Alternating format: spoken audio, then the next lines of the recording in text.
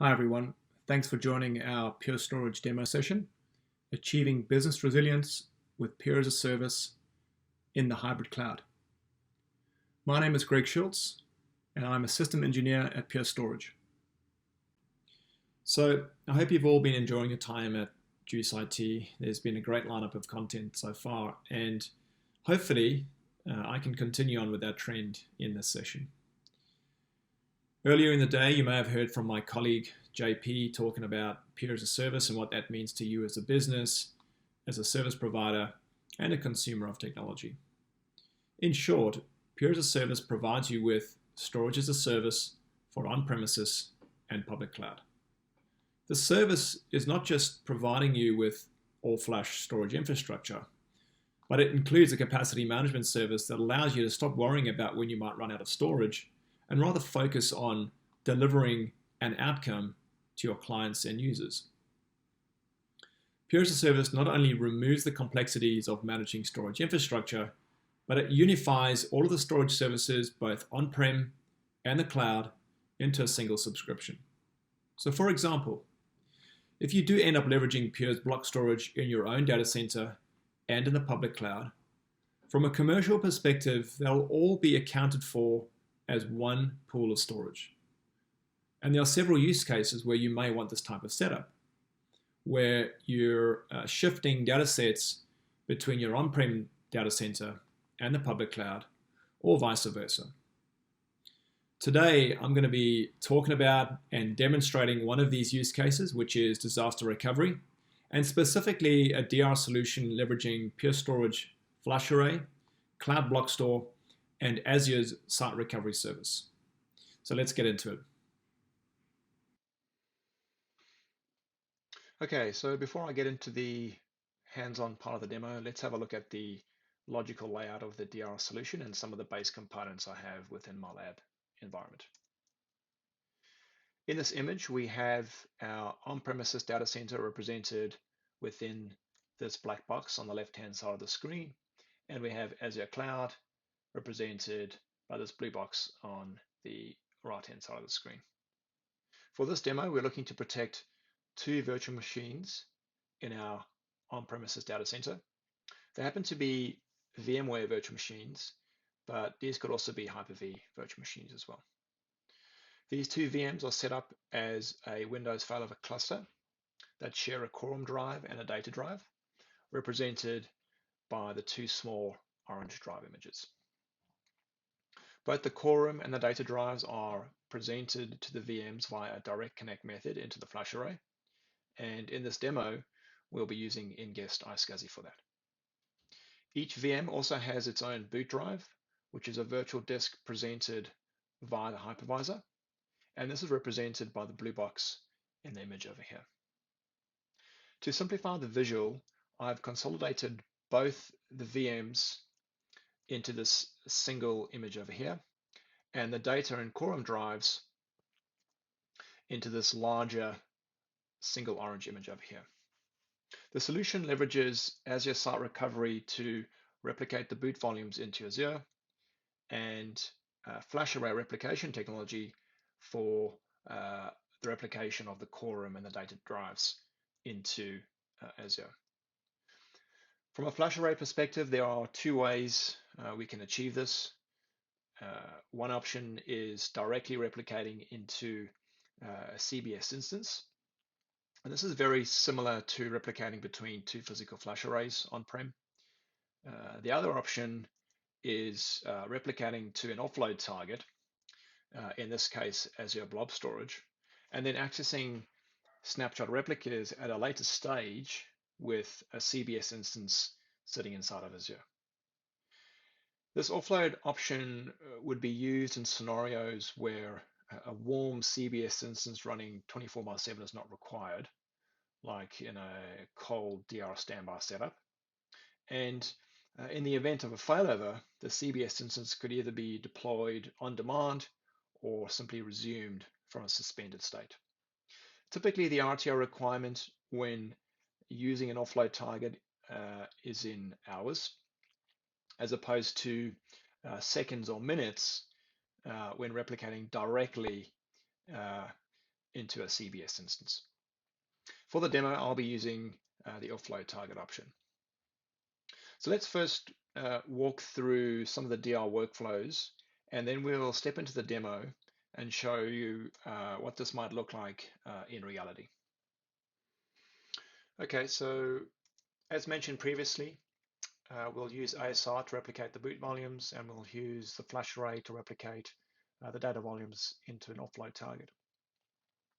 And this uses portable snapshot technology, which means the snapshots can be downloaded back to the source original flash array, or to any other flash array or CBS instance that has permissions to download the replicas. In our scenario, we have a CBS instance ready and waiting for the failover to occur. And it's important to point out that the replication flow for the boot volume and the data volumes are completely independent. And this allows us to regularly download and update the baseline image on the CBS instance without having to fail over the virtual machines or impact the regular replication flow of the boot volumes. So when it's time to perform a planned failover, we'll first decide which snapshot point in time we'd like to recover to, specifically for the data volumes. And we'll start the download of that snapshot onto the pre-configured CBS instance. And this is all done within the CBS console. And while that's running in the background, we'll decide which point in time we'd like to recover to for the boot volumes, and then trigger the failover for the virtual machines. And this is done within the Azure console. Once the virtual machines have completed their failover sequence and the snapshot has completed its download and restore from the offload target, we can then attach the Azure VMs to the recovered volumes on the CBS instance. And once we have those drives mounted on the Azure VM, we can then bring those disks and applications online and resume services. Failback follows a similar path, but in reverse.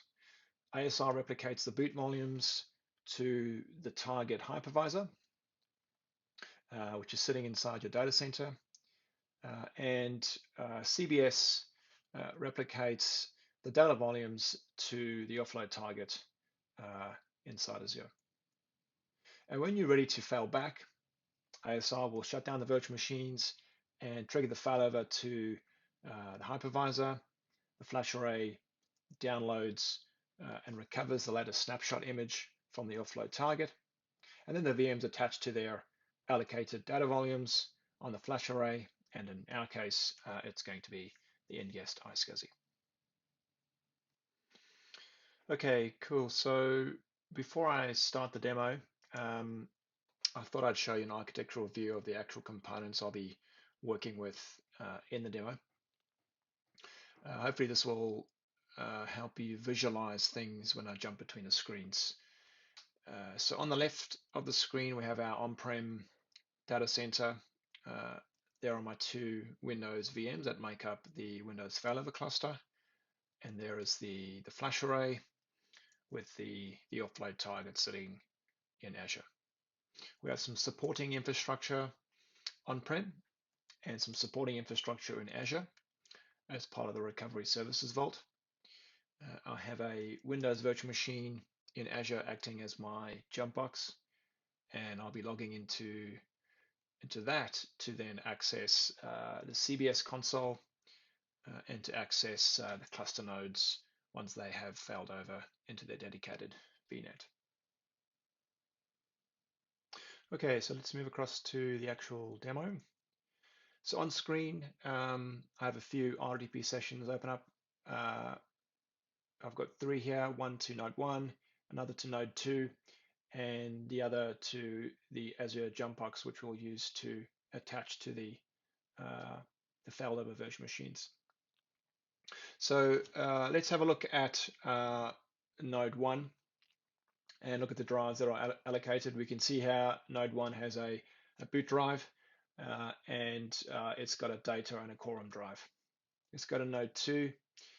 And we can see here that node 2 has got a boot drive, but it's not currently seeing the data and quorum.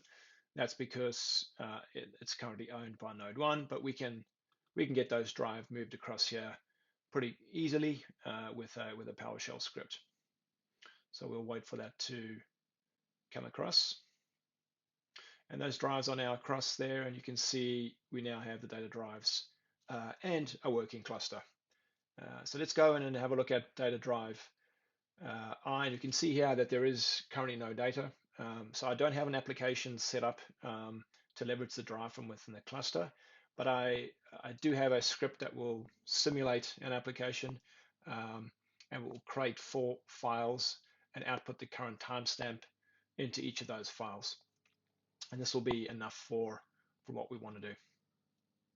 So I'll run that script and we can see here that the files are being generated. We can see the timestamps and we'll go ahead and just double check and open one of the files to see that we're seeing the same thing. I've also got a script that will print out the contents of those files, and we'll use this after we've failed over to actually validate that the data we have is good. So I'll leave that over there. So now that we've got data on our volumes, we can go across to our flash array and go and generate the snapshots. Now, there's a few ways that we can generate the snapshots. Typically, you would run this with your existing backup vendor and their workflows. You could trigger it from a PowerShell SDK, or you could use the native Purity API. I'm going to use the FlashArray GUI just to make it a little bit more interactive. So let's go across to the FlashArray, and we've selected the protection menu option, and we're in the protection group.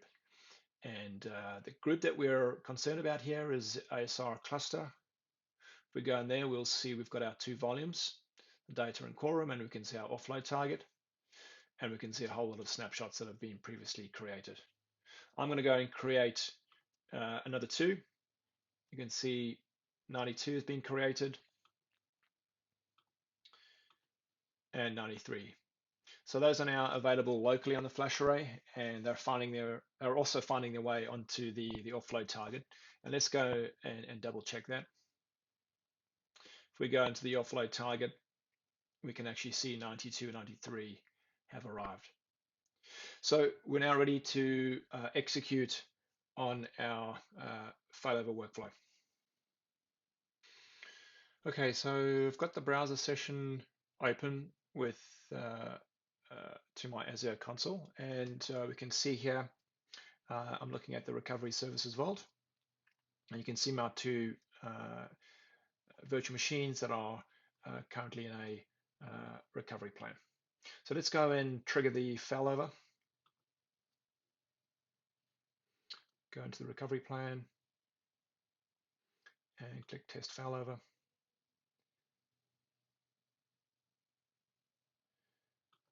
And we'll select our target network, and we'll use the last processed recovery point.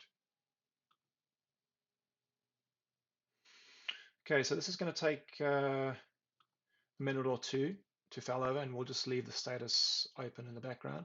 While this is running, we'll just go back to our Azure jump box, and we'll start a couple of pings for those nodes, and we'll get those running in the background while we look at a few other things. So let's go and have a look at the Cloud Block Store instance. And you can see here the interface for Cloud Block Store is identical to what you'd expect to see on the FlashArray GUI. And here I'm in the host menu, and you can see that I've pre-created the target volumes, and I've got the 2 nodes configured within the Cloud Block Store instance. Now, now we can go in and actually start the recovery. Before we do that, let's go and have a look at the offload target. to confirm that those snapshots are there, and we can see there 92 and 93 are available. This matches what we saw on the flash array. Now, in order for us to do the recovery, there's a couple of options. Some of them I mentioned earlier. I'm actually going to use a PowerShell script to actually execute the restore. So let's get that script running.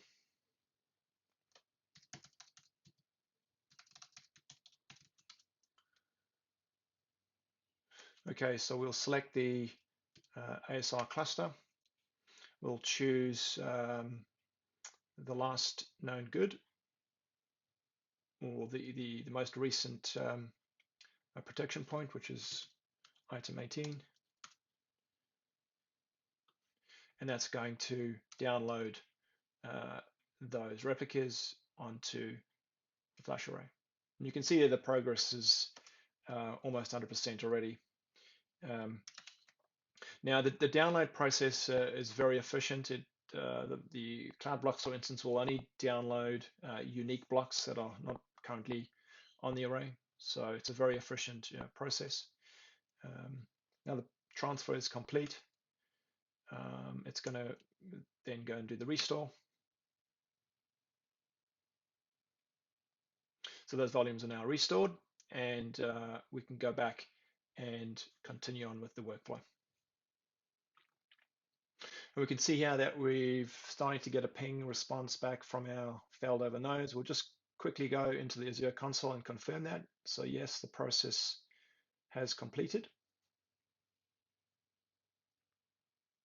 So let's go and open up some RDP sessions onto these hosts.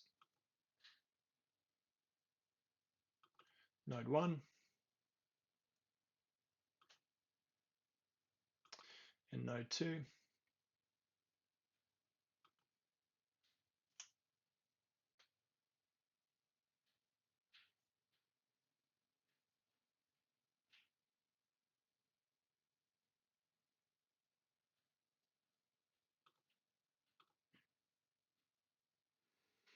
Okay, so just logging into node 1, we'll just double check the iSCSI connections, and you can see here that we've got nothing connected to the Cloud Block Store instance, but we can see the old connection to the flash array. So let's set up the iSCSI connection.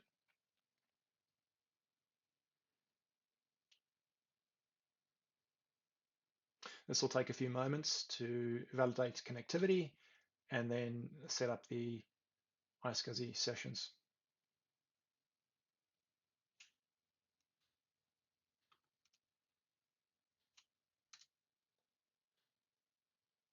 Okay, so that's now complete. If we go back into the iSCSI display, we'll see that we've now got a connected array.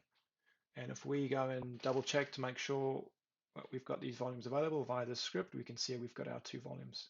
So let's go and do the same on node 2.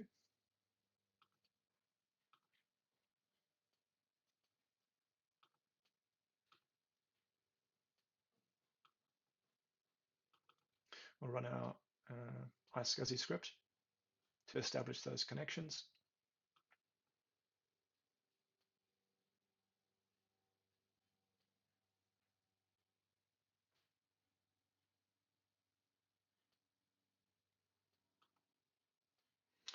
Okay, looking good so far. Let's complete that, refresh the display, and we can see that we've got our connection to Cloud Block Store. Let's run our LUN serial script, and we can see our 2 volumes. So now that we've got our volumes attached, we can actually go and start the cluster and check the data. So we'll start failover cluster on this node first and see how we go.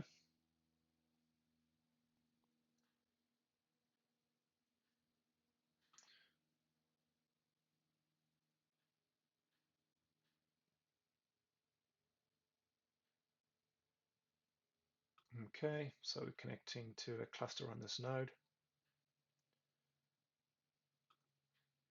And let's go and see if we can see both the nodes. Yeah, so we can see node 1 and 2.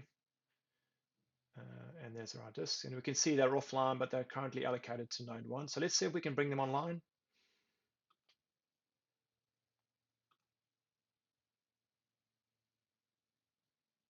Okay, that's the quorum.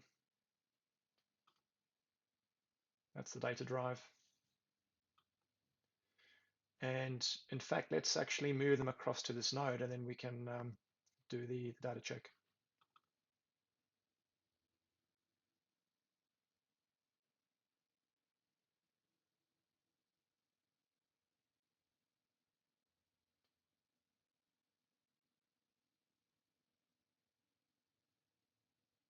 Okay, so the volumes are online. We should be able to see them now in